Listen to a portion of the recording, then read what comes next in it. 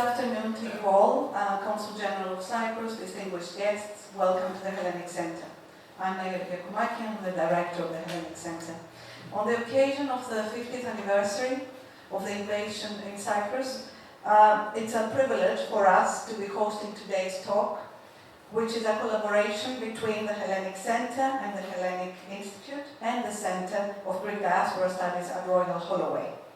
The lecture, entitled Cyprus Today, the State of Historic Monuments in the Occupied Areas, is delivered by Dr. Charalampos Chotzakoglou. Let me go back a few years. In the autumn of 2003, a collaboration of the Hellenic Institute of Royal Holloway brought to the Hellenic Center a series of lectures on the history and culture of Cyprus under the broader title Sweet Land. Charalampos Chotzakoglou delivered at the time a lecture that presented his early research and first findings on the condition of historic monuments in the occupied areas. Consequently, a volume of the proceedings was published under the same title, Sweet Land. Today, 21 years on, after this preliminary report, we will look into the current state of religious monuments belonging to the Greek Orthodox Church of Cyprus, the Patriarchate of Jerusalem, the Holy Monastery of St. Catherine on Mount Sinai, the Roman Catholic, Protestant, Anglican, Maronite and Armenian Churches, the Jewish community in the Alevis in the occupied areas of Cyprus. We will also be looking at the progress of repatriation and restoration of Cypriot historic monuments, the study of returned artifacts, and the role of the Cypriot Diaspora in identifying and preserving the misappropriated cultural heritage of Cyprus.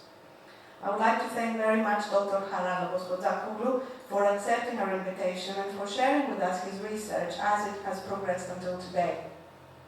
I would now like to introduce our speaker with a bit more detail. Dr. Chotzakoglou was the first to proceed with a systematic documentation of the destruction of religious monuments in the Turkish occupied northern part of Cyprus. His book, The Religious Monuments in the Turkish Occupied Part of Cyprus, has already been translated into 5 languages. He has taught Byzantine architecture and medieval history of art at the University of Cyprus, at Neapolis University and University of Nicosia. He is currently teaching Byzantine architecture and art at the Hellenic Open University in Athens. Since 2010, he is the director of the Cultural Foundation, World Forum of Religions and Cultures of the Kikos Monastery.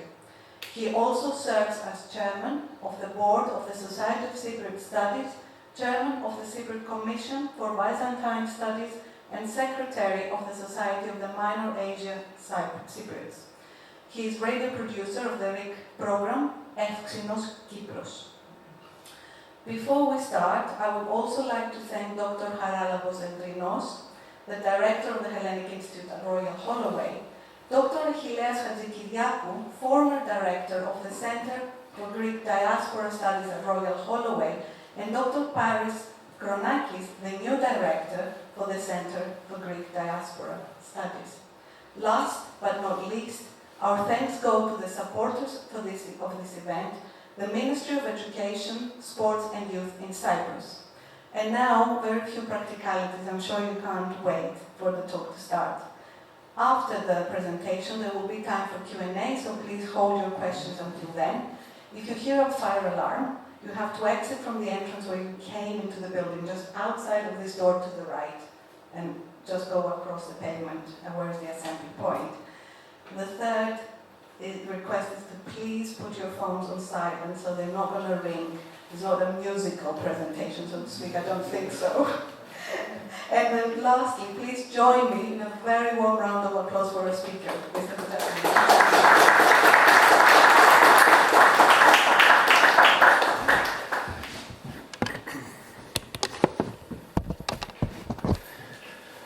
Thank you very, very much for your kind words, and I'm very happy to see you here again after these years that dear Charalampos Endrinos had the initiative to ask me to give a lecture in 2003.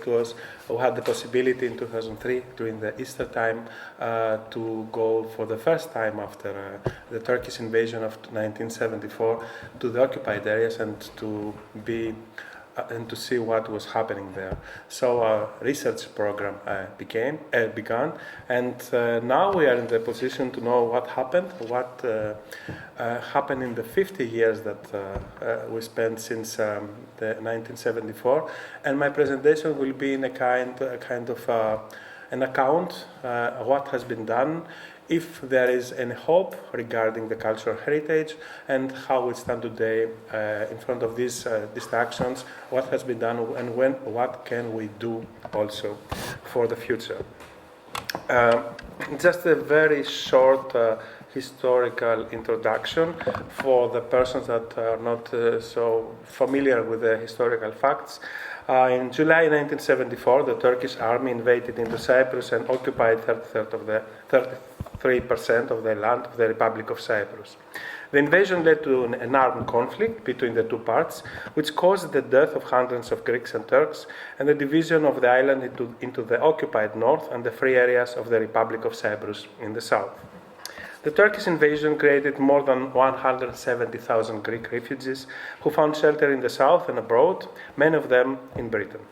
On the other hand, the Turkish forces had the armed forces. They forced most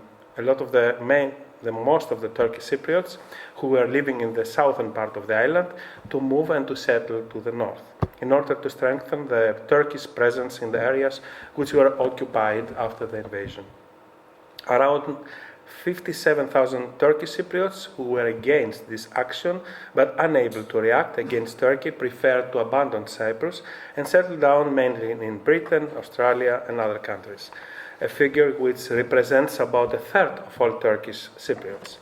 The Turkish Cypriots themselves have become a minority in the occupied areas, victims of the colonization policy of Turkey.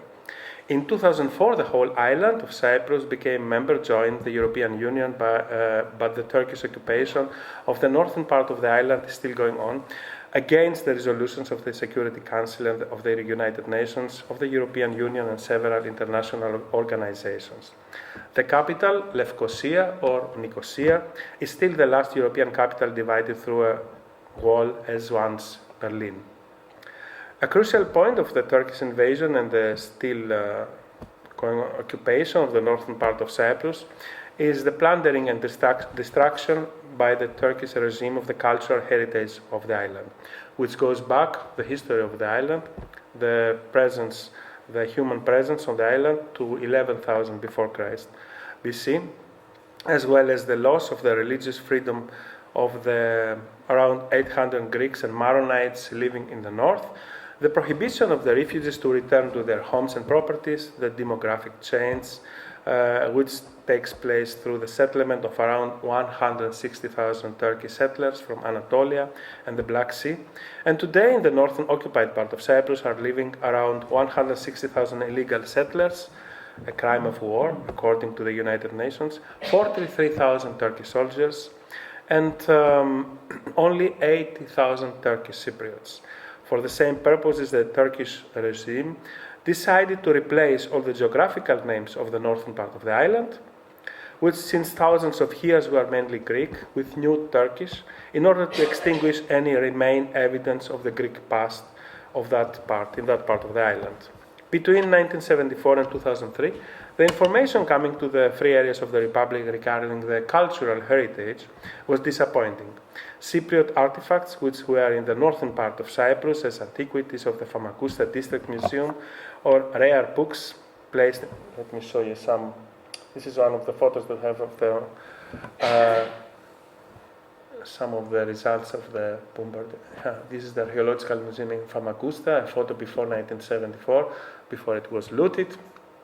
And we have antiquities collection of one of the well-known collection was of Mr. Christakis Hadjiprodromou in Famagusta. The whole collection was looted. Just some items were preserved in Famagusta. You can see them. They turned the Church of St. Barnabas into a museum, and the rest of them were traced all over Europe. And thanks Actually, I'll show you some of the pictures later.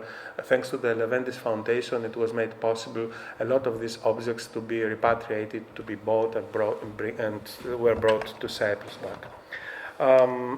Also, the destruction was among libraries. This is Dimitrakis Marangos, also from Famagusta. He had one of the biggest collections of old prints, and a great collection of him was donated to the library of Famagusta.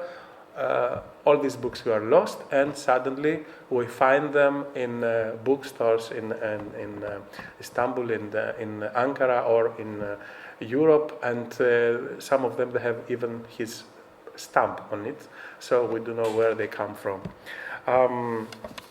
Also, private collections started to appear in the illegal antiquities markets, in auction houses, in private collections, in museums all over the world. Information by foreign journalists and diplomats, as well as Greek refugees who came to the free areas of the Republic in 1976, were heartbreaking, reporting of destroyed and looted churches.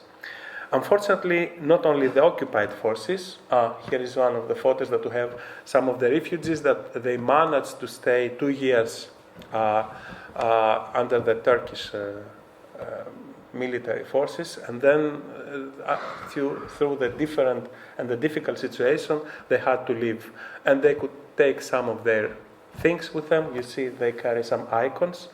And they were giving us information on what was happening to the churches, because there was no possibility to go over the checkpoint. So this information was really heartbreaking, reporting of destroyed and looted churches. Unfortunately, not only the occupying forces, but also friends took part to this cultural crime. As this is one of the old photos, how the churches were looking. And this is the Friends of Cyprus who took part to this cultural crime, as the Austrian Prince Alfred zur Lippe, who, while he was appointed as United Nations High Commissioner for the Refugees, was found by the Cypriot police to steal and send ancient and Christian artifacts from Cyprus to art galleries in Vienna in order to sell them. 1979, a journalist, a foreign journalist, who managed to visit the occupied part of the island from the north, brought loose tesserae from the early Christian wall mosaics of the 6th century church named Kanakaria, Holy Virgin Kanakaria in Carpassia. So we had the information that something is going on there. Why we have this tesserae on the ground? So maybe they try to detach the mosaic.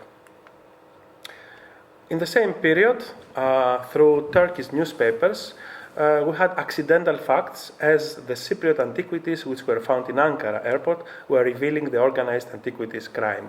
So they stole antiquities from the museums in Cyprus, they put them in boxes, and they sent them to the Ankara airport in order to export them to Germany.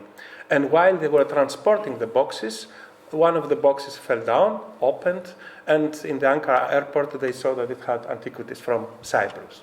So all this information were just some were showing us that looting is taking place in the northern part of the island. 1988, the appearance of wall mosaics of this church of Holy Virgin Kanakaria in Carpassia appeared in the United States and led the looters to the Indianapolis court, which decided the repatriation to Lefkosia. Some years later, and what happened was that the Turkish looter, he detached these mosaics. He sold them to Peg. He sold them to Peg Goldberg in Indianapolis. Yes, we'll see them later. And for $1 million. And she tried to sell them to the Getty Museum for $20 million. $20 million. But the museum informed the different museums of the world that if they had any photos of them, if they knew these mosaics, so the Cyprus Department of Antiquities said that these are our mosaics coming from the specific church, and the whole legal procedure began until their repatriation to Cyprus.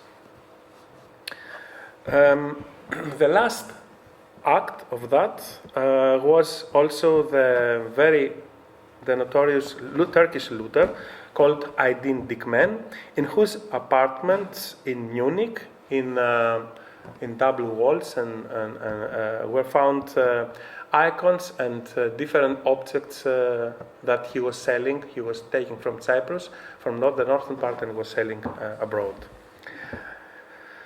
The last act of this Dikmen case was played last July after 50 years of legal acts and efforts. In 2003, so these are some of the frescoes that were detached by him from some monasteries. We'll see them some details later. And in December 1997, the Church of Cyprus managed to buy some of them in order to reveal where he was staying in Munich, and in that way the German police raided in his apartments, and he found all these frescoes, fragments and mosaic fragments and ecclesiastical vessels and antiquities, and they confiscated them. Although they confiscated them in 1997, as I told you, it was a very complicated legal case that lasted so many years, so that last July we had the last items from his possession to return to Cyprus, and we were very happy to see them back to the place where they were created.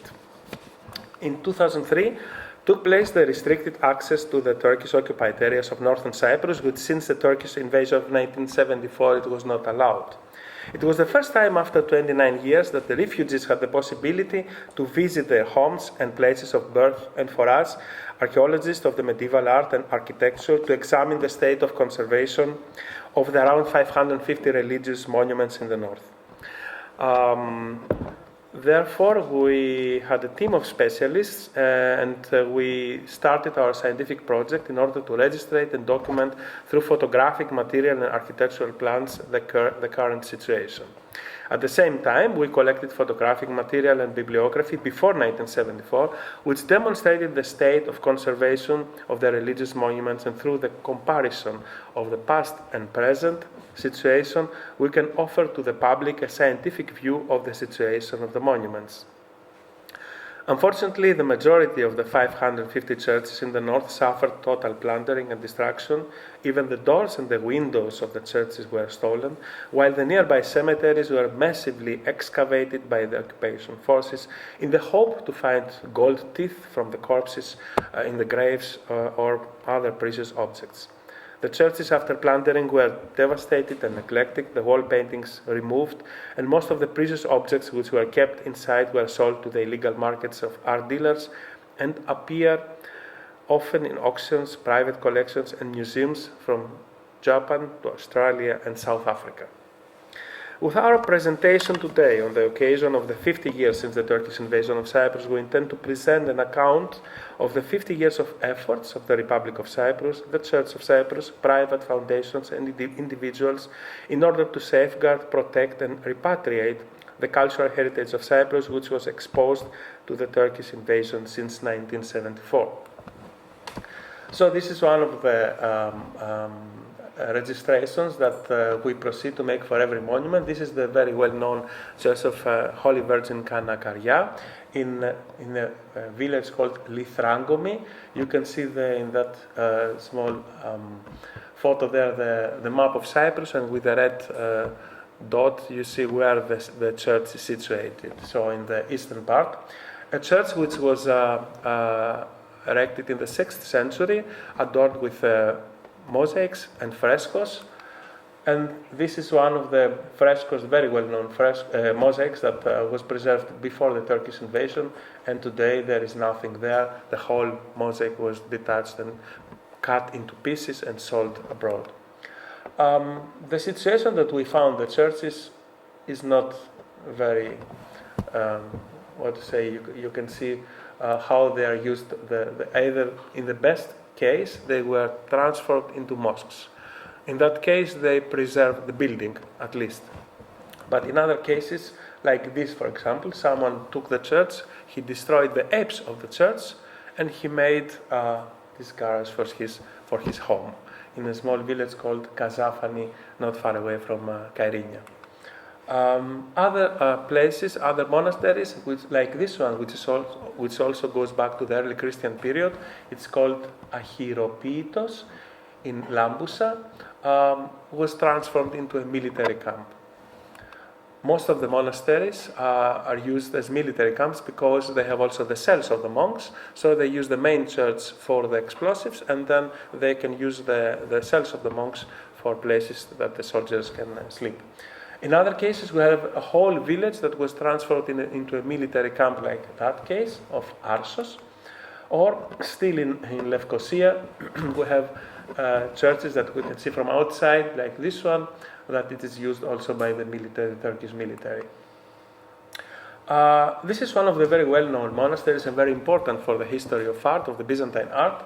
The monastery of St. John Chrysostomos in Koutsoventis, or Koutsoventis is the name of the village. It was restored before the Turkish invasion of 1974 by the Anastasios Leventis Foundation, and since 1974 the whole monastery was used by the Turkish military, as still today. We don't know what happened to the frescoes that were restored, as I told you before, 1974. Some of the frescoes of the 12th century, of the most important frescoes of the whole Byzantine art, and we still don't know what happened to them, if they're still there, or what is the state of their conservation. Other cases, as the one here, a small chapel in Morphou, not far away from Morphou, in a district there called Chrysiliou, the neighborhood, and the chapel was transformed in a mortuary, where so on the altar they bring the corpses, they wash them, and then they take the coffins in order to place them to the nearby cemetery. Destruction of statues or statues that are still missing, a lot of statues that were in the squares of the villages or the towns in the occupied north, that we don't know what happened to them. Or artists, well-known artists, as the painter Paul Georgiou from Famagusta, or the sculptor Theodoros Theodoulou, with their sculptures in Famagusta, and from what we can see today, all of these artworks are missing. We don't know what happened with them. The same situation also in the cemeteries. As I told you before, either they excavate the cemeteries or they destroyed the crosses. Or we have also other cases, which I'll show you later, what they've done, what they thought to do with the crosses of the cemeteries. One of the most important churches also for the history of art, for the beautiful frescoes that once had, but also for the looting of the cultural heritage, is the church of Antiphonitis, not far away in the Kyrenia district. The church was built in the 12th century, around 1200 is dated the first frescoes. Then it was repainted around 1500, and then there is a third period of painting in the 17th century. This is one of the frescoes. You know, it was not very easy to have photos of all the frescoes and all the church, of the interior of the church, before 1974. Imagine 550 churches with thousands of icons, of ecclesiastical vessels, of frescoes. How many of them did we make photos at that time? No one was expecting that. So we are lucky here to have one of these black and white photo before the invasion. How beautiful this angel from the apse looks like, and the looters, in their efforts to cut into pieces the frescoes, they destroyed a lot of them. We know from the courts, from the procedures that followed, because some of these looters were arrested in Germany or in the Netherlands. We know from what they said how they were doing their work. In the first period of their efforts, they saw that they could not detach the frescoes because they had to destroy a lot of big parts of them, so they could not sell them for a good price. So they went, the Turkish identic man, along with his friends from Romania, they attended a course in the Dorner Institute in Berlin, how to detach frescoes. So conservation seminar. And then the second phase comes, they go back to Cyprus, and then they knew how to take them out and how to cut them into small pieces, how to put them together and to sell them all over the world. Unfortunately, this was a monument that suffered the first phase of the looters. We have one of the few photos, which is a color photo before 1974. It shows the second coming, dated to around 1500, and on the right side how it looks like today. So they were making a photo of the whole fresco. They were going back to Central Europe, and they were offering to their possible buyers to tell them which one of the frescoes they want to have. And then they were going back. They were taking out the fresco and they were sending it to him or to her. The same with another fresco of the same church, Stem of Cese. Is this iconographical subject. Today, the most of the fresco is destroyed also. And another case, also related to the Anastasios Leventis Foundation, is that monastery, which goes back to the 11th century, also in the Pentadachtilos mountain range. And the village is called Sichari. And it was one of the most important and imposing churches, monasteries, with a refectory. Only 2 refectories of the Byzantine period were preserved in Cyprus, one of them here. The Leventis Foundation had restored the monastery, and also during the restoration of the monastery, they found frescoes dated to the 12th century, as these frescoes that I'm showing here. Unfortunately, this is a photo how it looks today, and you see the fresco how it was revealed during the restoration of the Leventis Foundation, and today in their efforts to take out the fresco, they destroyed the whole face of Saint Ignatius. Other cases, so this is how we have some of the photos because of the restoration. The fresco that was found there, the same spot, no fresco, we're still looking for the fresco. Other small villages like this one, Koma to Yalou, from outside this is not so impressive, but it is a church of the 12th century. We know that from the frescoes, Saint Spiridon in the apse, photo before 1974, the fresco of the face is not here, because on the face we have the highest level of art of the painter, in order to so that's something that they knew, and that's why they were detaching these faces in order to sell them to the looters. Another case also from the same church. Other cases like this one, Saint Philon in Agridia in the Rizzocarpasso, in the eastern part of Cyprus, in the highlands of Rizzocarpasso, where the church was decorated with frescoes going back to the 13th century. This is also one of the photos before 1974. Today, the frescoes are destroyed and just small fragments of them have been preserved in situ. Another case, Saint Solomoni in Koma to Yalou, the name of the village, next to the sea, with a lot of small Byzantine churches. It should be a big Byzantine center at that time. And they date this church back to the 9th century, maybe.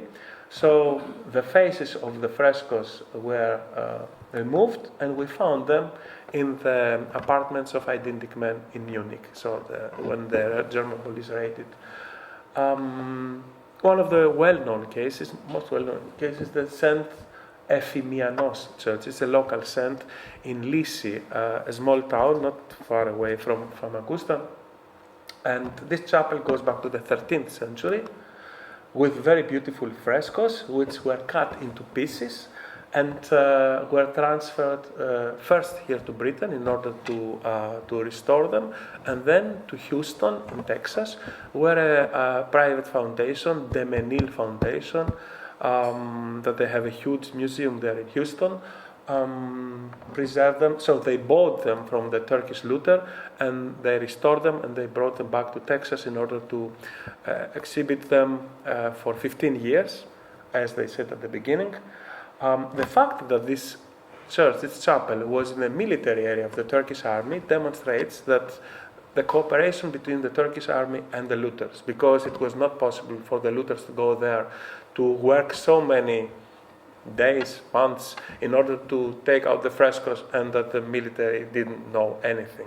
So this demonstrates and proves the cooperation also of the Turkish military. The same also for the fresco of Christ in the dome, that was cut also into pieces. This is how it was restored. It was sent to Texas. This is the today situation of the dome. Holy Virgin of the Apes with the archangels and Christ. This is how it looks like today. And we don't know if they also destroyed other frescoes that we found just some fragments of other frescoes in the church. If all these that you saw are really heartbreaking, imagine this. This is a church which goes back to at least the 14th century, with wonderful frescoes of the Paleologan period of the 15th century and 16th century, and in a village called Milia, outside of Famagusta. Frescoes, adorned with frescoes, as this, and the whole church was pulled down. We don't know if they had the opportunity to remove the frescoes before they pulled down the church or not. The frescoes have not appeared to the illegal markets or to private museums. You see that they use today only the cells of the monks in order to have their sheep or food for the animals. The whole church is destroyed once and for all, and we can do nothing anymore. Other churches that suffered also through the Turkish invasion, like the one of St. Andronikos in Kythrea. This has been in the late years. Now, recently, was a part of it was restored, and you can see some of the frescoes exposed to the weather conditions. How it looks like. Some of the churches that were transformed into mosques, like this one, St. George in a village called Kaputi, is used as a mosque today, and it was also adorned with frescoes of the 16th century, as this one. We're also lucky to have that old photo from the place. Today the fresco is missing, also the iconostasis, the icon script. We don't know what happened to that.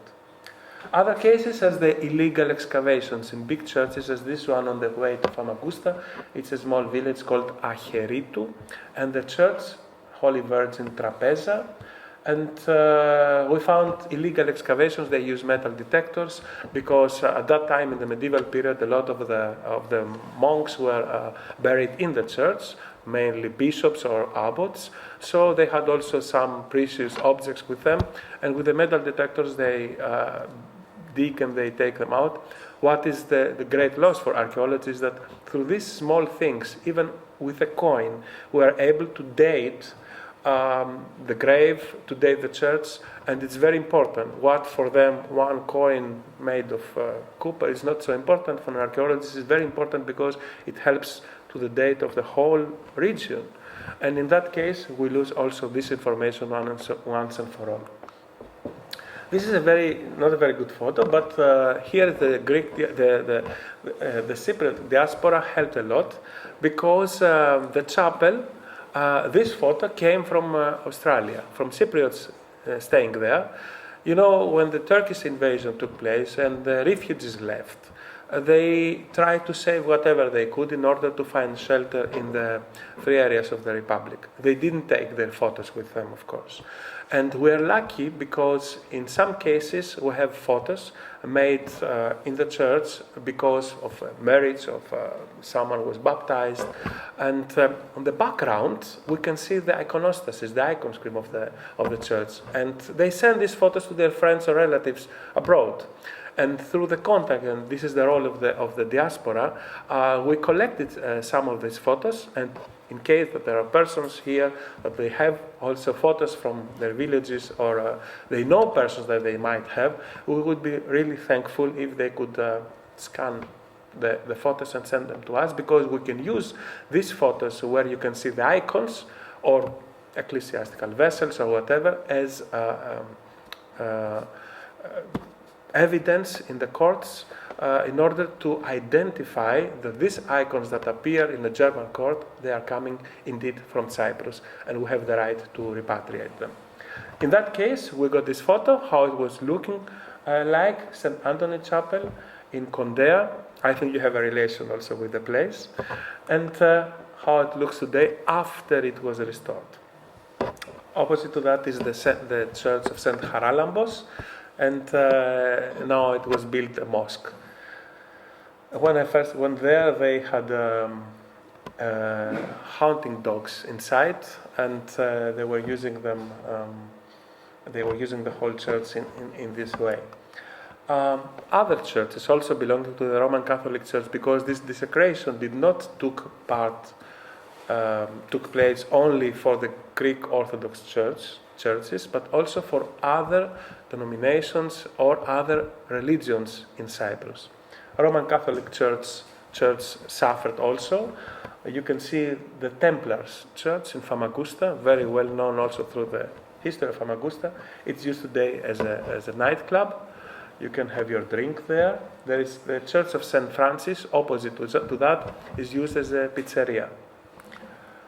The Armenian pilgrimage, a holy place for the Armenians of Cyprus, dedicated to Saint Makar in a place called Halevka in Pentadactylos, destroyed, desecrated. A part of it is used today as an open restaurant for the persons who make excursions there. We found also Alevis. Muslim Alevis, as I'm writing here, are persons in a way outlawed for Turkey. And that's why before 1974 they had a place where they could, a religious space in the place where today there is the airport of the occupied areas in the village of Timbu. They destroyed it also, and we met them and discussed with them. They are trying through Alevis, which are members of the German parliament, to put Turkey under pressure in order to allow them, although they are also Muslims, to have their religious freedom and to have their places to pray and to exercise their religious needs. Jewish minority in Cyprus, they had a cemetery in Marko. It is also in the occupied areas. It's also in a military area. Don't ask me how I found the photos. Anyway, I found them. The cemetery is destroyed, and whatever is not Muslim and has been in this way looted, destroyed, desecrated. And we go on. This happened not only in 1974, 75, 76, but also later, 2011. We were lucky to make this registration and documentation with all churches of the north. This small church dedicated to Saint Thekla was pulled down, and they built a hotel, a modern hotel, next to the beach. Prehistoric sites, as this one, were also destroyed, looted first and then destroyed. You can see how it was looking like on the photo on the right and how they look like today. This church was the one that I chose to put as a front page in my book that I published 2008 after we had the first results of our project for the registration. The whole church was destroyed, pulled down.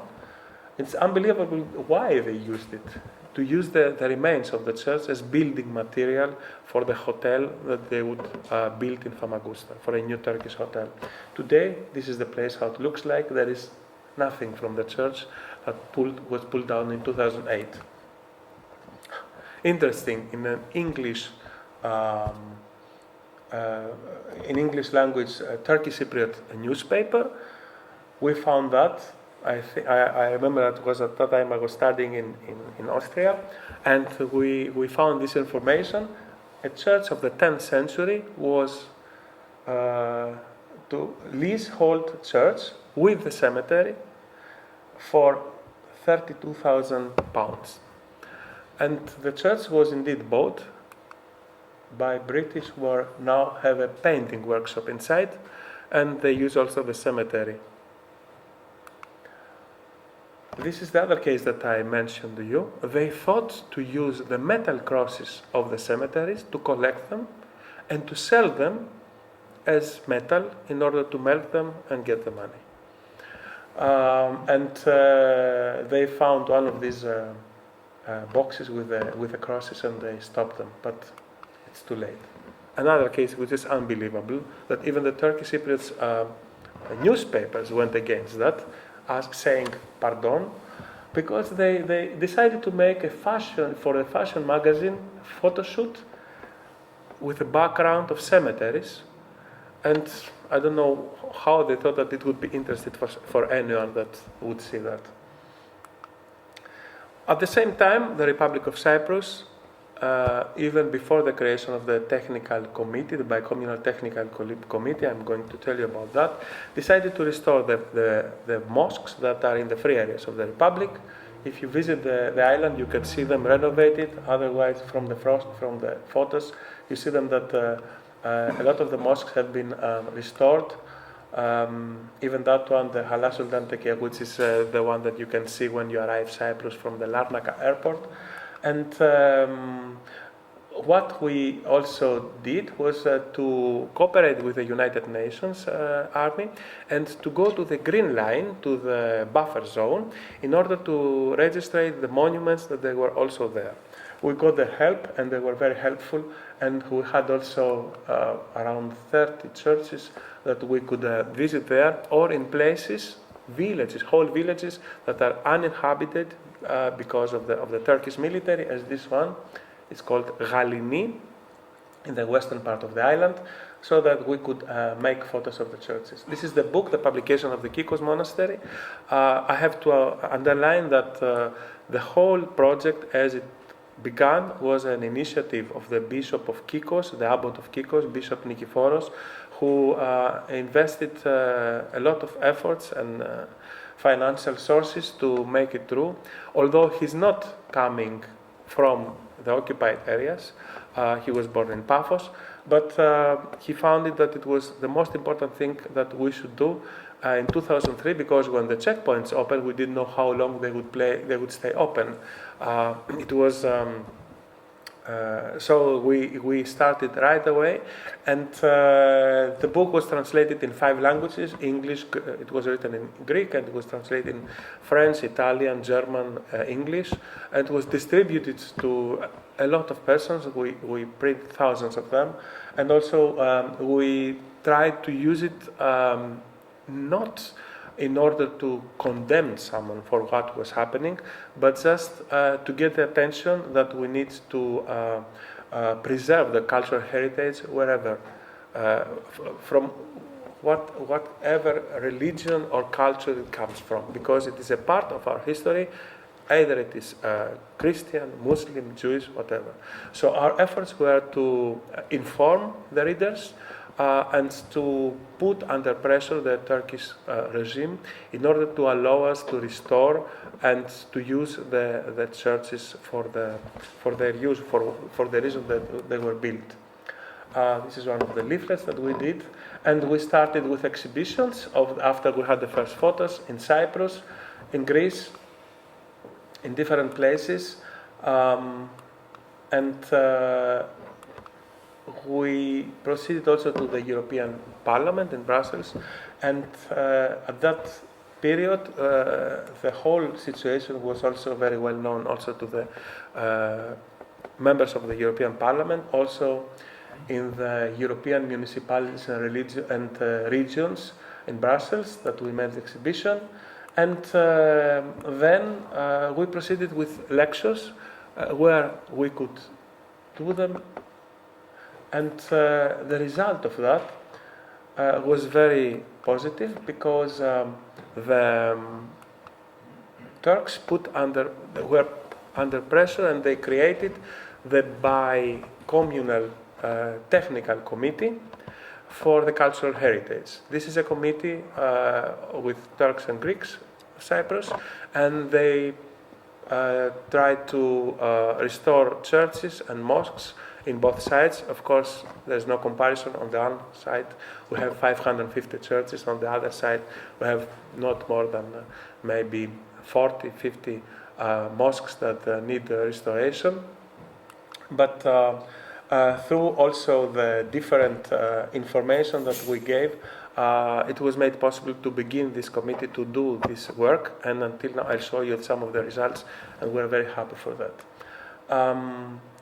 We were also asked to go to the United States Congress, where we present the whole thing, and that was also a very positive step, because came the report for Congress from the Law Library of Congress, where also they condemned the Turkish government for doing this destruction of the cultural heritage. And also we, in our efforts to reach everyone that we could, that he could exercise his power, we used also the good services even from Pope Benedict, who was very sensitive to these matters, and he helped us also with the case in Munich with the Luther Dickman. We were informing the members of the European Parliament that were coming to Cyprus. We were taking them to the places to see with their own eyes what was happening. And we informed also our religious leaders, the Ecumenical Patriarch, the Abbot of Sinai, who has also churches in Cyprus. And this is another very interesting case, because the legal procedure in order to repatriate all these icons that were traced, one thing is to trace the icons or the looted things, and the other is to try to get them back. This is very, very difficult, even in the European Union. Imagine in other countries like South Africa, Australia, Japan, where these treasures were found, because not only every country has a different legal system, but even in the same country, as for example the Federal Republic of Germany, we have different law systems from federal state to federal state. So it is so difficult to achieve that. The Netherlands was another case. There is the Hague Convention for the cases of armed conflict. In that case, the looting is not allowed. We traced a family that had icons from antiquities, icons of the 16th century from that church that you saw before. The Republic of Cyprus and the Church of Cyprus, they proceeded with the legal procedures, and the Netherlands had signed this treaty, the Hague Treaty, but because the Netherlands have a lot of auction houses and they get a lot of taxes through the auctions, they had not ratified the Hague Convention. So the poor judge was in a difficult situation, as he himself said, and said, "You are right, you have proven that these icons are coming from Cyprus. We had photos from that, but I don't have the legal frame in order to give you these icons back to you." And in that case, it was important that we made a whole effort to persuade also the political leaders of the country, and this is the Minister of Foreign Affairs of Denmark, of the Netherlands, who decided to give a compensation to the persons who had these icons in order to bring the icons back to Cyprus. So these are some of the very good sides of all these efforts that took place, and we're very happy that persons were sensibilized to do that beyond their duties, and to understand the loss of the cultural heritage of Cyprus is a loss of the international culture. Our efforts were also recognized by the Polish Orthodox Church, where we found also antiquities there, and the Synod helped on that. And the Republic of Cyprus proceeded with a very interesting diplomatic tool, meaning the bilateral agreements, memorandum of understanding with some countries. First began with the United States, where we have the possibility, when we prove to the authorities that these objects are coming from Cyprus and were looted, to get them back to Cyprus without following the whole legal procedure, which needs time, a lot of efforts, money, and the result is not every time secure. And important is also the Nicosia Convention of May 2017, You see why it is very important. For the first time, it was an initiative of the Republic of Cyprus that persuaded a lot of other countries, and still goes on, in order to bring them and sign that Nicosia Convention for the safeguarding of the cultural heritage. And this is some photos of the work of the Bicommunal Technical Committee in Cyprus, that they restored churches and mosques who have problems, because we do know that they have to work in an environment of military presence. We as archaeologists sometimes we want to have the best out of that. It's not every time the same, because the European Union gives an amount of money in order to restore the churches, but these churches are medieval churches. And the Turks, they say that you can do that only if you use Turks builders, Turks architects, Turks restorers, who have no experience in the medieval buildings. So we have to find a solution for that. The important thing that we keep is that these buildings, for the time being, are being more secure than before. Other cases, this is a mosque on the right side that was preserved. This is the church that I showed you before, with the illegal excavations with the metal detectors. Here in Famagusta, the walls, or the mosque in Larnaca, the Zuhuri Mosque. St. Andreas, the very well-known monastery of St. Andrew in the eastern part of the Carpathian Peninsula. And the international cooperation with Interpol, that helped us also very, very much, in order to repatriate a lot of icons. These icon doors came from Osaka in Japan. Imagine where they, and the other icons, this is one of the two icons that were brought back from Switzerland. And we had to go there to find the one who was selling the icons, and to make a whole procedure with Interpol, that they read it in his apartment, and he had to return them. We're very happy because Cyprus, because of this situation, is maybe one of the first countries in the world on the number of repatriated items. Of course, you'll tell me, if you repatriate stolen objects, it means that they were stolen. This is the bad thing. But we stay in the good news, and hundreds of icons, ecclesiastical vessels, manuscripts have been repatriated, and I explained to you before how difficult it is for every single item of them to prove to the judge that it comes from Cyprus, and in some cases, maybe you have to compensate with a small amount the owner in order to make it easier. But the important thing is that they come back to the place where they were created, and we hope that they go back to their churches from where they were stolen.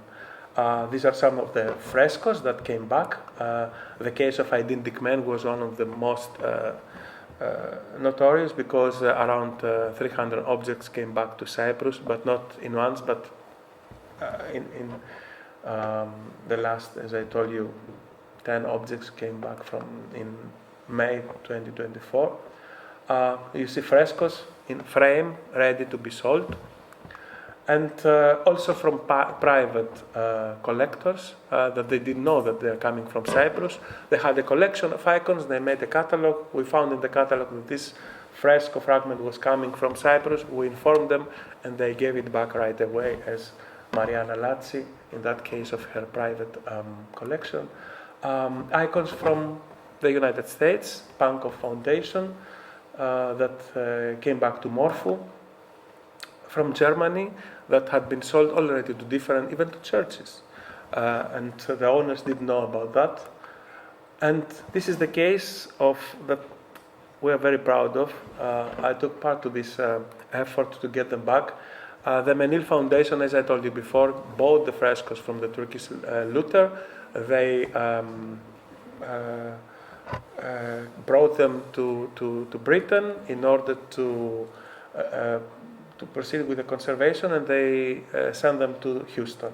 They made that kind of chapel there, where they had the frescoes, And we visited them in order to ask them to give the frescoes back.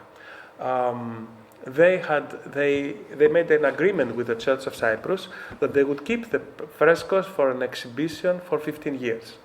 After these 15 years, they came back with a new wish to extend for just 10 years more the presence of these frescoes in Houston, and then we could decide in Cyprus what to do with them. What we didn't know, but we found it out there, was that Houston has its own constitution as was existing before the creation of the United States. And in these laws is said that if with the approval of the owner you keep cultural heritage for 20 years, after that you can keep it. It still belongs to Cyprus, but you have no right to request it to go back. So that was hidden behind the whole story. And we were very lucky that also the Archbishop of Cyprus, the late Archbishop of Cyprus, did not do what he was under pressure by many different persons who didn't know, of course, the whole thing. And we were very happy to see them coming back to Cyprus. They are now in the Byzantine Museum in Lefkosia. And we're very happy that these whole efforts were crowned with success. Other cases from the Hags, that these frescoes, also from Antiphonitis, from the iconostasis came. These are some of the objects that came back as I told you, last July. And the preservation, the conservation that goes on, the whole procedure when we get them back. And also, I would like also to underline that until now I showed you what we have done as Kikos Monastery for the religious objects, for the religious monuments. Unfortunately, not very much has been made for the ancient art, from the pre-Christian art, but important was the contribution of the Leventis Foundation. Some of the objects belonging to the collection of Hadji Prodromou, as I told you, were sold everywhere, and every time that one of these pieces was appearing in an auction house or wherever, the Leventis Foundation was giving a lot of money in order to repatriate it.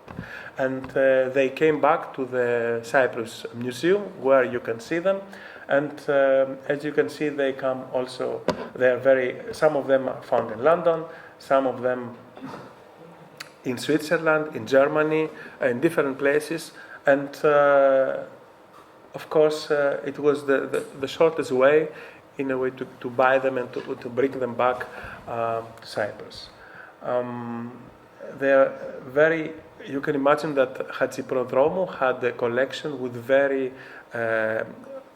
high quality objects, as you can understand. That's why they were sold everywhere. And we're very happy to have them back. Of course, cases like this, where these figurines are very rare, maybe it's the unique case, the unique piece that we have from such a type. That's why it was so important to bring them back. And foundations, as the Leventis Foundation, offered really great services to Cyprus, and we're very thankful for that, because it became also an example for others, individuals and other foundations, to imitate them and to help also in this direction.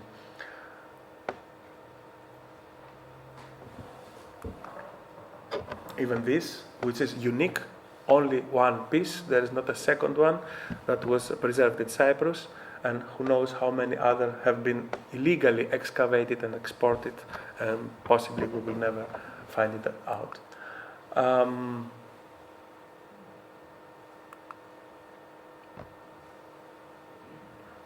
Again, from the Hadji Prodromou collection from Famagusta. And our efforts, what we're doing also today, is to sensibilize, to give the information that we need in order to bring to attention all these efforts. This last month I was in Kavala, where we presented that in Thassos, in this beautiful island, where a lot of tourists are coming, and we use the tourists that are coming to Greece in order to inform them on the whole situation. And in Thessaloniki, with the local bishop there, and just last week I was in Volos, where we had also a presentation of the exhibition. We have a photographic exhibition. For us, it's important that the pupils, the students, also the army, the Greek army, they visit this exhibition in order to see what has been destroyed, in order to know how they have to behave. And this is, I think, for our century, very important, also for the young generation, to understand that only with the respect of the other we can go on. Especially when we have to do with the cultural heritage, which belongs to no one but to the whole world. And I would like to thank you for your attention, and if I'm at your disposal, if you have any questions on that.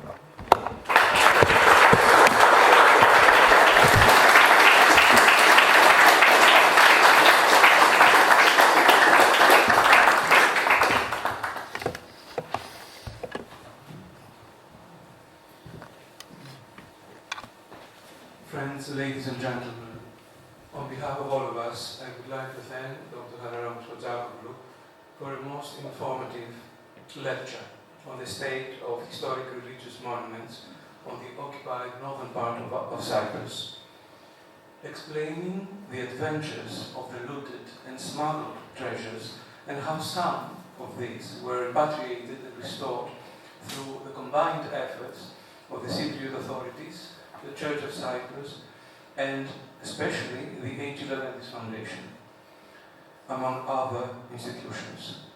Dr. Chotzakoglou's research, by visiting, recording, documenting, studying, reporting, and actively contributing to the preservation and repatriation of these monuments over the last 20 years, has been a truly great service, not only to Cyprus, but to the world, for these treasures, as we know, belong to the world cultural heritage.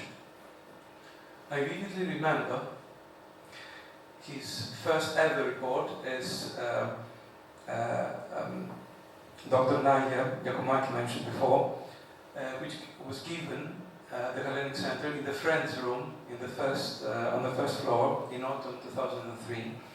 When my teacher and predecessor, Julian Chrysostomidis, in blessed memory, and Mrs. Agatha Kalispera, then director of the Hellenic Center, co-organized a series of lectures on the history and culture of Cyprus.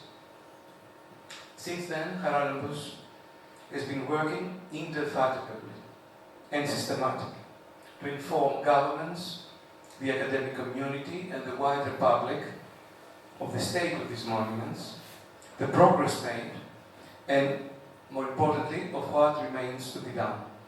Today, he also stressed the role of the diaspora in the effort to datify some of these monuments and artifacts through family photos and other documents. So, on behalf of the Hellenic Institute, I would like to thank him and Dr. Nadia Giacometti, director of the Hellenic Center, and her staff, particularly Mrs. Evangelia Russo, for their cooperation. Our deep thanks also to the Ministry of Education, Sports and Youth of the Republic of Cyprus for sponsoring this event, and to the Leventis Foundation for their continued moral and financial support. On the 50th anniversary of the invasion of Cyprus, we pray for peace and we commemorate the victims of the war and their families. Friends, ladies and gentlemen, thank you for honoring us with your presence. And may I now invite Evangelia to moderate the session of the question and answers.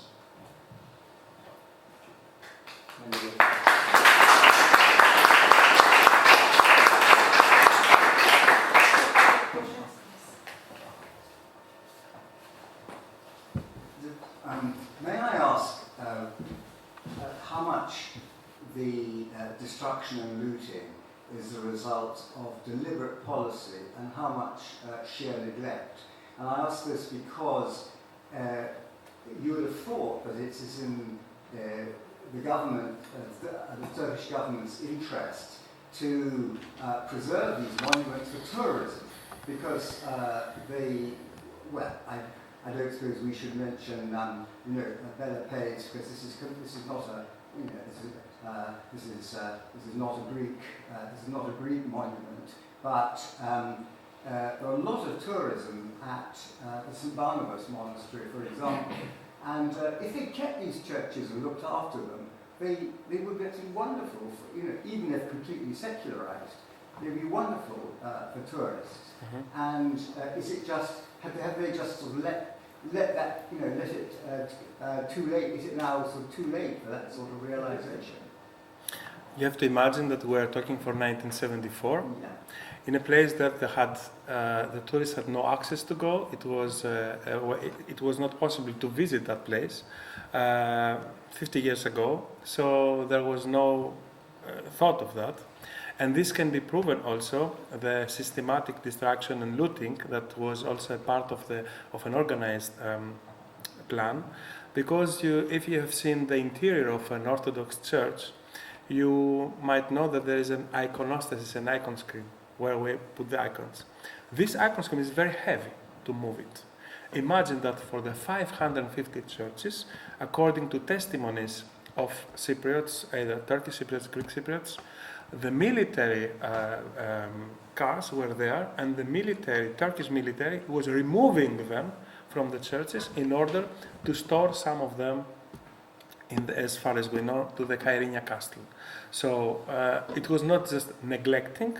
So, and imagine that even in the case of neglect, if they had neglected them, we would have the ecclesiastical vessels, the icons in the church still inside.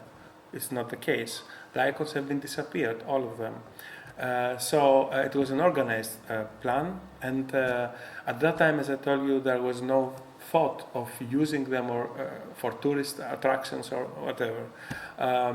Even today, and I have to admit that even some 16th, 17th century Islamic monuments, which are there, which are very beautiful in their architecture, mosques, hammams, they are in a very bad state of conservation. And we wish that, because they're also part of the history of Cyprus. So I wish that they had such thoughts, even for touristic reasons, and they had preserved the churches or their treasures. Unfortunately, it was not the case. I hope I answered to your yes. Any other questions? Hi, thank you. That was a really fascinating talk.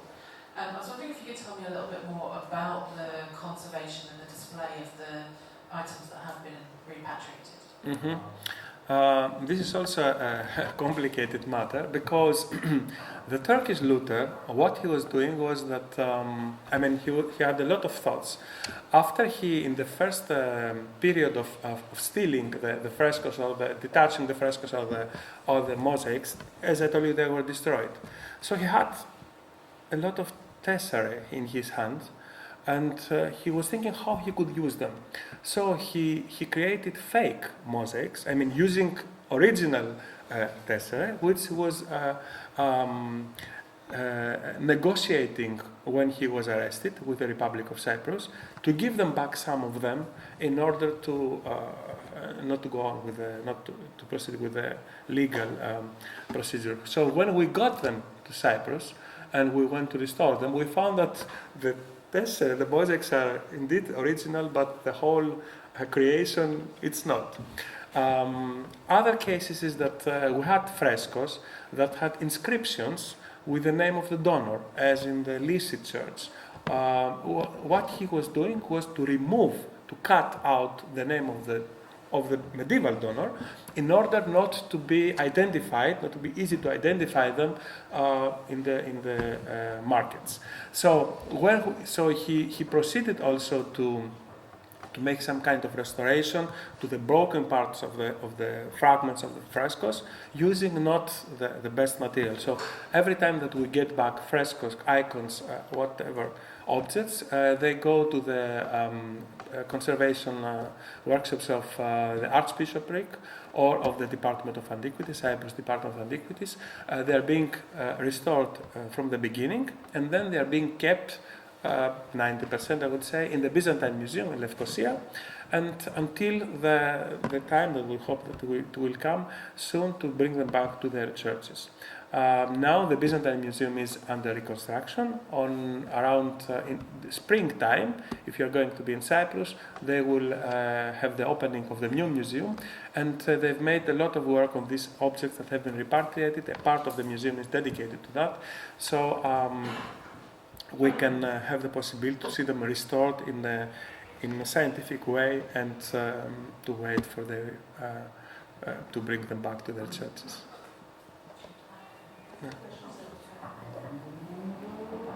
Hi, I think it's a very interesting day looking at the, I guess, through a religious lens in churches. I went to the Alevis last year for the first time. When I walked around there, I was kind of shocked by the level of the ability just to wander around and the potential decay that area is going to suffer. I was just wondering if you looked, or your colleagues have looked at, I guess, non-religious parts of Cyprus that are potentially being damaged because there's not work or effort or initiatives being put into them as well. I had the privilege to visit every single part of the, especially of the occupied areas, to go from village to village, from chapel to chapel, and to see all these churches by myself. The photos that I showed you, we made the photos. It's not that someone else gave me the photos. So Salamis also is a very interesting case where we have not only the archaeological site, but we have also a lot of early Christian basilicas. We have also underground chapels, or not chapels, but they are adorned with frescoes. They are reservoirs for water, even for the early Christian period. So the situation there is in a very poor condition. Maybe you have seen that by yourself, that also the excavations, they proceed with the cooperation of Turkish universities to make excavations. And the problem is that we have no documentation and no publication, whatever happens there. So this is one of the biggest problems that we face. The Republic of Cyprus tries not to encourage the cooperation of other universities to work in the northern part of Cyprus, and they offer them the possibility to proceed with their excavations in the free parts of the Republic, in an effort to put under pressure the regime there and not to let them make excavations which are in a case that we cannot control. So this is the main situation, how it goes on. Thank you very much for a very interesting and deeply saddening, actually, lecture. I would like to ask what has been or is the reaction of the local stakeholders, the Turkish Cypriot society, civil society, grassroots organizations and the like, towards the issue of looting and then also repatriation. Has this, taking cue from the front page of the newspaper you shared with us, is there some sort of a sense that this should be of concern? Is that an issue that generates reaction, builds cross-cultural, across-the-line initiatives? Are you in contact with them? So moving beyond the state and its institutions, what is going on there? What is the attitude of the Turkish Cypriot public in what is evidently part of their own heritage as well? Mm-hmm. You're very right. Of course, as I told you, the Turkish Cypriots are a minority in their own homeland, and of course it would not have been possible, and I thank you very much for your question, to achieve all that without the help and the contribution and the assistance of the locals. I mean, also for the Turkish Cypriots. I had a lot of cases, like the case of the Church of St. Thekla in Vukolida, that they called me to tell me, come immediately, they are destroying the church. So there are persons who understand what is happening, but they are unable to react. We had cases where in the occupied areas now there are 14, 15 private universities. Not a single one of them has a department of history or archaeology. We would be happy to have one of them because we are interested that the new generations also there, they know what is to appreciate the history and the archaeology in Cyprus. Even if we don't recognize as entities these universities. Once, at the so-called Eastern Mediterranean University in Famagusta, there was a department. I was saying the story to our friend Jack before. They decided to create a department for history. The head of the department came from England, and the architect from Switzerland. Then they built some professors there. A lot of students went there. And when the Turkish regime decided to make a new road, they found antiquities there. And the builder had obviously it was allowed him to take what he could take and to destroy the rest and to build the road. They reacted, the whole department with the students, Turkish Cypriot students, they went to the street, they made a demonstration. The next month, the department was closed, and still now there is no department for history or archaeology in the occupied areas. It's not easy, even for them. Where it is possible, we see that they are very also concerned about what is happening.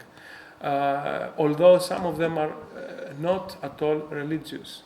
So it's not that it's a church that we are, but it's a part of the cultural heritage. I think that this is a very strong tool, I would say, diplomatic tool that also the Republic of Cyprus can use, because all the other things are things that the politicians have to discuss among themselves. We as archaeologists can contribute to that, because even if you bring a looter and to tell him, is it good to destroy a church, he will not accept that.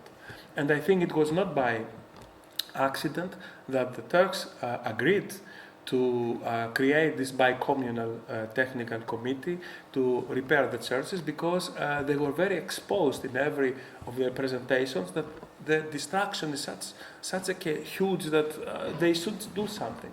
So I think that this pressure had also good results, and although the situation that I presented to you today is a saddening one, I want to keep the good things. The repatriations, the restoration, the sensibilization, the things that they give us, that there is a glimpse of hope to proceed. I did mention to you that we have some cases where after a lot of tryings, and you have to apply in order to have a liturgy there in the churches. It's not easy because they create a lot of problems, but there are small steps if you consider that you have to do with a military regime. It's not freedom. No? So I'm happy and for what is happening. Of course, I want more, but it's not just everything black. Thank you. You mentioned the Church of Hellenic is now a military camp, and I just wondered if you were able to access it, see the state, or maybe repatriate anything. And the reason I'm asking, I have a kind of family fondness and connection, because that's when my sister was christened, and that's when my grandmother holidayed with the priest and his family back in the 60s, 50s and 60s. And I just wanted to tell our audience that Achiropidos means it's so beautiful that it's not made by human hands. And my grandmother would shorten it as Achiropitou. And I have strong memories of it as being beautiful. Just wondered if you visited and you were able to repatriate anything. As I told you, I visited every single church that I made photos, and Achiropitos, it's a very beautiful word and connects the Byzantine tradition with the ancient Greek tradition, because when the Greeks in ancient Athens, they needed to have a statue of Athena, the goddess heard their wish and threw a kind of wood, a piece of wood, to be the first statue of Athena, which they put in Parthenon. And it was a hieropoietos. It was not made by human hands, the statue. It came directly from God. This tradition was kept to the Byzantines, and that's how we have some icons which were made either by St. Luke, the evangelist, or were created by the touching of Jesus himself. In Edessa, in Syria, there was a cloth that was put on the face of Jesus, and his face was depicted on that cloth. That was the hieropoietos cloth, and according to the local tradition, this cloth, in order to be preserved when the Arabs arrived in Syria, was transferred to Cyprus, and a part of it was kept in that church, hieropoietos. That's how the name came. Around 50 churches or monasteries are, as I told you, military camps. We had no access to them, I have to say the truth. In some of them in the last years, the military is retreated, but the churches are still in the military areas, so we cannot visit them. We have only photos before the Turkish invasion. In very few cases, some Turkish Cypriots who were serving there as soldiers made photos while they were there, and they gave us some of these photos. So we have some information of what is happening inside. But this is for the specific church. This is the only thing that I can tell you. I have a question. Thank you first of all for your incredible research and astonishing findings. Very sad, of course. My question is in relation to the general looting that goes on in cultural sites across the world. There's been a war in the world every year since 1974, sadly. I'm not sure if it was 1 year that we couldn't trace the war. But I wonder, and since there are people like you and others who are doing all of this incredible effort to identify and then repatriate, is there an international sort of network of archaeologists, of lawyers, that actually supports countries, and that you could even go for advice or help in any way? Or is it just to the independent governments to try and make those efforts? You know that, of course, there are the international associations or the UNESCO, for example, where, of course, UNESCO tried twice to send representatives to go to the occupied areas. The Turks did not allow them. First, they allowed them a Canadian, Dalibat, to enter the place. When he saw what he saw, and he made a report, they did not allow him to publish the report. A second time was made possible through the Council of Europe by Professor Robin Cormack, here from London, that he went also there, and he made only in specific churches a registration that was sold. UNESCO, of course, cannot go there to do anything. It's not allowed. They don't allow them, to go there. We have associations of persons who have to do with Byzantine art or with archaeology, but there's not such an association or that could help in that direction. Of course, it is a very important thing, a very important issue, because you see, as you said, wars all over the world, and mainly in places which are very rich in archaeological treasures, in Middle East, in Afghanistan, in Ukraine, and so on. And we do know what will happen now. It will begin the appearance of objects from there. On the other side, we try, through the Ministry of Foreign Affairs, to put very strict law borders for the museums to buy things just as a result of this looting. This is also what we can do to make them difficult to have a reason to sell them. I have to underline that I think it is the third worldwide income of illegal the trade of antiquities. after drugs and prostitution comes the selling of the looting of antiquities and selling them to museums, private individuals, and collections. So it's a struggle that we have to go on, and we have to cooperate with ourselves. And we see that some of the governments are very are ready to help and respond to our efforts, and that makes us very, very happy for that. We do have time for one or two more questions, if any.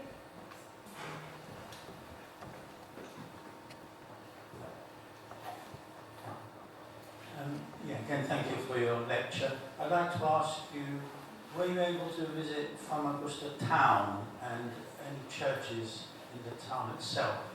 Mm-hmm. You mean then closed down the town? Yes. Yeah, that was recently. No, it was not allowed. The only thing that we could do was that in a period it was allowed to the Swiss ambassador to visit the Church of St. John, where we had information that some icons are there. He confirmed me that he saw icons, but he tried also to make some photos as I had asked him, but they did not allow him. But I think it's a matter of time that these things will will appear. So the important thing is to see how many of them are still missing.